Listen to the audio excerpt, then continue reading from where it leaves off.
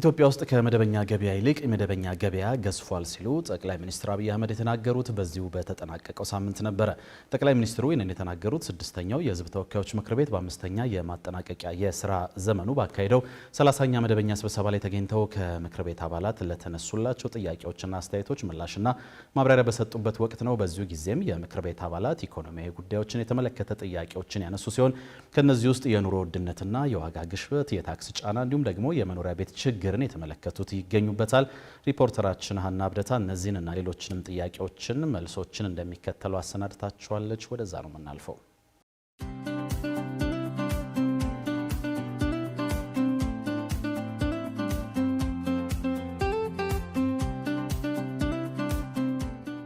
የኑሮ ውድነትና የዋጋ ግሽበት ከገቢያችን ጋር አልተመጣጠነም።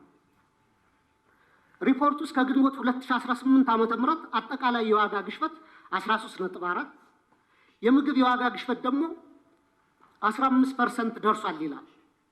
ይህን ግሽበት ለመደጎም መንግስት 379 ቢሊዮን ብር ማውጣቱ ቢገለጽም በተግባር ግን ባለፉት ዓመታት የተተገበረው የማክሮ ኢኮኖሚ ማሻሻያ ዝቅተኛውን የማህበረሰብ ክፍል ለከፋ ድህነት በዳረገበት ሁኔታ ላይ እንገኛለን። ኢንፍሌሽን ኢትዮጵያ ውስጥ ሊቀር አይችልም። 10% እድገት እያመጣን ኢንፍሌሽንን ዜሮ ማድረግ አንችልም። መጠበቅ የለባችሁ። ጤናማ በሆነ መንገድ ሲንግል ዲጂት ከሆነ ከእድገታችን ጋር የሚሄድ ከሆነ አይቀሬ ነው። ችግሩ ሊቪንግ ኮስት ነው።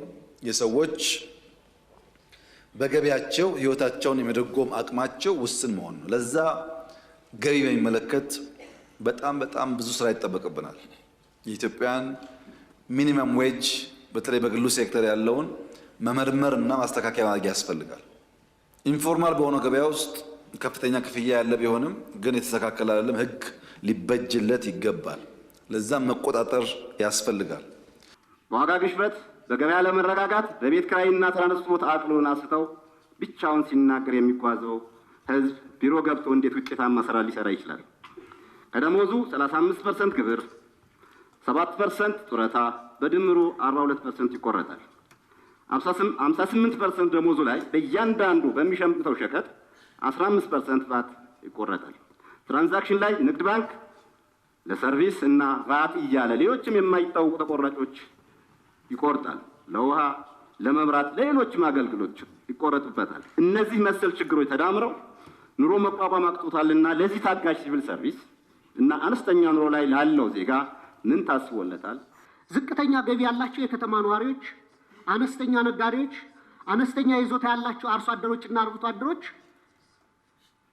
ወገኖቻችን በስውር ረሃብ ውስጥ ወድቀዋል። የቤት ኪራይ ከአብዛኛው ዜጎቻችን ወርሃዊ ገቢ በላይ ሆኗል። በአሁኑ ወቅት በሀገራችን መካከለኛ የሚባል የህብረተሰብ መደብ ጠፍቶ ጥቂት እጅግ የበለጸጉና አብዛኛው በድህነት የሚማቀቅ ሁለት መደቦች ሆነዋል።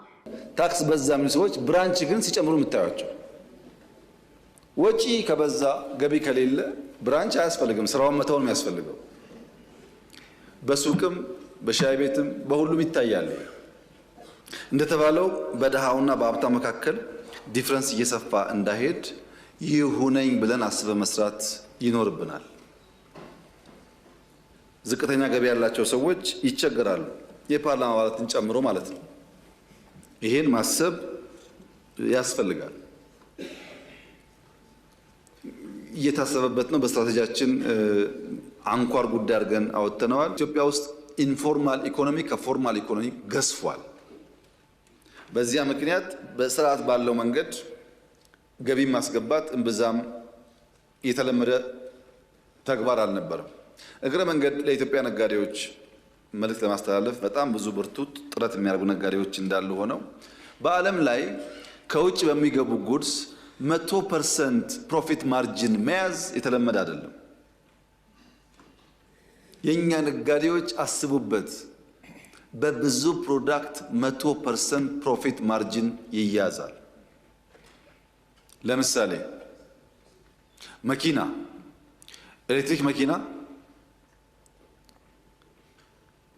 3.5 ሚሊዮን እስከ 4 ሚሊዮን ባለው ውስጥ አንድ አይነት መኪና ይሸጣል። ድርድሩ ሪሲት ትቀበላለህ አትቀበልም፣ በፎርማል ነው ፎርማል አይደለም እየተባለ ማለት ነው። መኪና የምታስገቡ ሰዎች ኢቪ ካር ማስገባታችሁን የምንመርጠው ቢሆንም በምናደርገው ስውር ሱፐርቪዥን ከሚታይ ገበያ ውጪ የሚደራደር መኪና መሸጫ ካለ እንዘጋዋለን።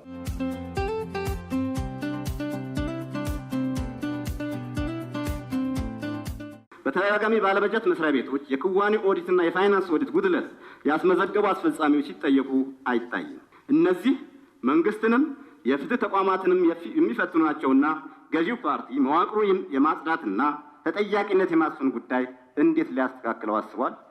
በቀጣዩ እንግዲህ አዲስ መንግስት ሲመሰረት በእርግጠኝነት ሌቦች ሾልኮ ይገባሉ የሚል እምነት የለኝም። አዳዲስ የማይሰርቁ አመራሮች ይመጣሉ ብዬ ተስፋ አደርጋለሁ።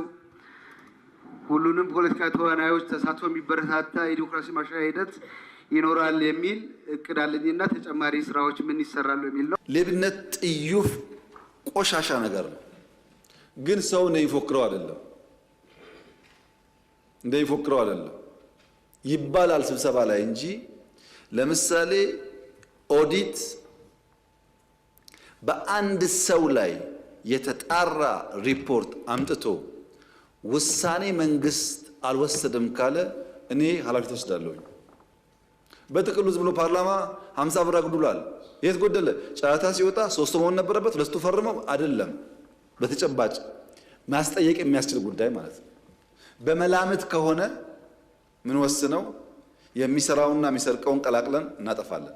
መላምት ሳይሆን የተጨበጠ እንዲሆን ከእናንተ ውስጥ ለምሳሌ ፓርላማ አባላት በግልጽም አልፈልግም የሚጨበጥ መረጃ ደብዳቤ ካላችሁ ጽፋችሁ ለአፈ ጉባኤ ቢሮ ላኩልኝና ያ መረጃ እውነት ሆኖ እርምጃ ካልወሰድን እኔን ጠይቁኝ። ከተሞች በተለይ በዝቅተኛ ገቢ የሚኖሩ ዜጎች የመኖሪያ ቤት እጥረትና ኪራይ ውድነት ከባድ ማህበራዊ ፈተና ሆኖ ቀጥሏል። ክቡር ጠቅላይ ሚኒስትር፣ መንግስት የኮሪዶር ልማቱን ውጤቶች በማስቀጠል ጎን ለጎን አዲስ አበባን ጨምሮ በሀገሪቱ ዋና ዋና ከተሞች የቤት እጥረትንና የኪራይ ውድነትን ወይም ጫናን በዘላቂነት የመንግስት የግሉ ዘርፍ የመንግስትና የግል አጋርነት የማህበረሰብና የግል አጋርነት የማህበረሰብ ተቋማትና የፋይናንስ ተቋማትን የሚያስተባብር የተቀናጀ የመኖሪያ ቤት ስትራቴጂ ተቀርጿልን? ባለፉት 7 ዓመታት 1.2 ሚሊዮን ቤት ገንብተናል አክሮስ ዘ ካንትሪ። አሁን ግን አሻሽለን 1.5 ሚሊዮን ቤት አቅደናል። በዚህ 5 ዓመት ውስጥ ቢያንስ 1.5 ሚሊዮን ቤቶች እንገነባለን። በማን? በመንግስት፣ በግል፣ በመንግስትና በግል አጋርነት በተለያየ መንገድ። ያን ለማድረግ እንደተባለው ፖሊሲ ተቀርጿል፣ ጸድቋል በካቢኔ።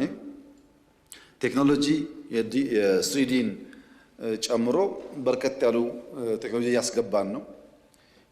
የኮንስትራክሽን ግብአት ፋብሪካዎች አብዛኛዎቹ እያለቁ ምርት እየጀመሩ ነው። ሰዎች ስልጠና ወስደው እየተዘጋጁ ነው።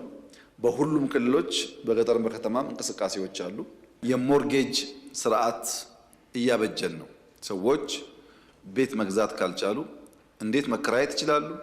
እንዴት ከገበያቸው እየከፈሉ በረዥም ጊዜ ውስጥ የቤት ባለቤት መሆን ይችላሉ የሚለውን ጉዳይ መንግስት እየሰራበት ይገኛል።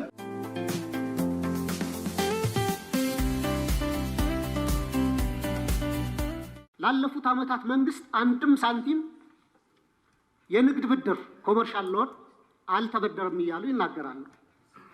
ይህ የውጭ ንግድ ብድርን ብቻ ነጥሎ በማየት እውነታውን የማደብዘዝ አካሄድ ነው።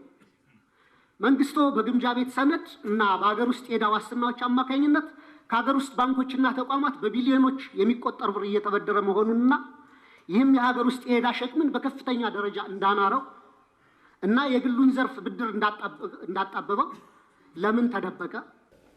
ባለፉት 8 ዓመታት $1 ኮሜርሻል ሎን አልተበደርንም ማለት እንዴት ቀለል ይላል? ብዙ አፍሪካ ሀገራት እኮ ኮሜርሻል ሎን ተበድረው ብድር ደሞዝ ይከፍላሉ። ተበድረው ደሞዝ ቢከፍሉ እኮ አሉ። እኛ ለልማትም አያስፈልግም ያለ የሀገር ውስጥ ብድር ሳለ አለ፣ ወደፊትም ይቀጥላል ተጠናክሮ። ምን ችግር አለው? ካለ ብድር መስራት እኮ አለማወቅ ነው። ብድር እኮ አስፈላጊ ነው። አንድ የግል ሴክተር ቢዝነሱን ዲሪስክ የሚያደርግበት መንገድ አንዱ ብድር ነው። ትላልቆቹ ዋና ዋናዎቹ ያን የሚያክል ዕዳ አለባቸው የሚባለው ዕዳ መጥፎ ቢሆን ኖሮ እኮ ከነሱ እንማር ነበር። እኛ እንደዛ ማንበደረው በዛ ልክ ፕሮጀክት ሰርተን ውጤታማ ሆነን ዕዳችን መክፈል ማረጋገጥ ችግር ስለሆነ ነው።